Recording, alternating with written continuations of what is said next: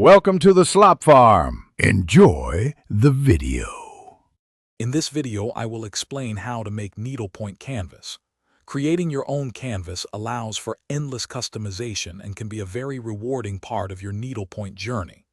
We'll cover everything from selecting the right blank canvas and essential tools to transferring your design with precision, and finally, preparing your canvas for stitching. This guide will help you bring your creative visions to life, one stitch at a time.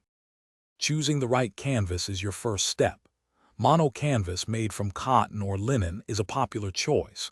Mesh counts like 10, 13, or 18 stitches per inch determine the detail and yarn thickness.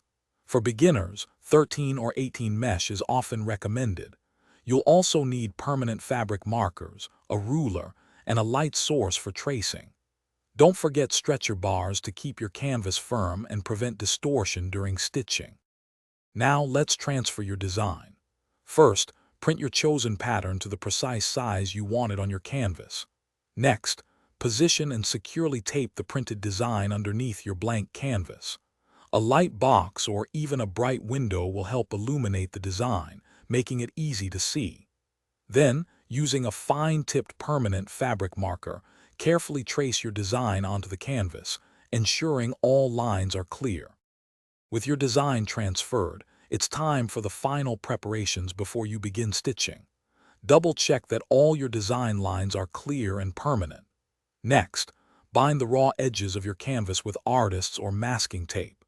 This prevents fraying and keeps your threads from snagging.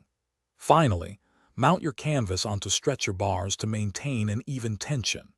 Your unique needlepoint canvas is now perfectly ready for you to start stitching your beautiful project. Thanks for watching.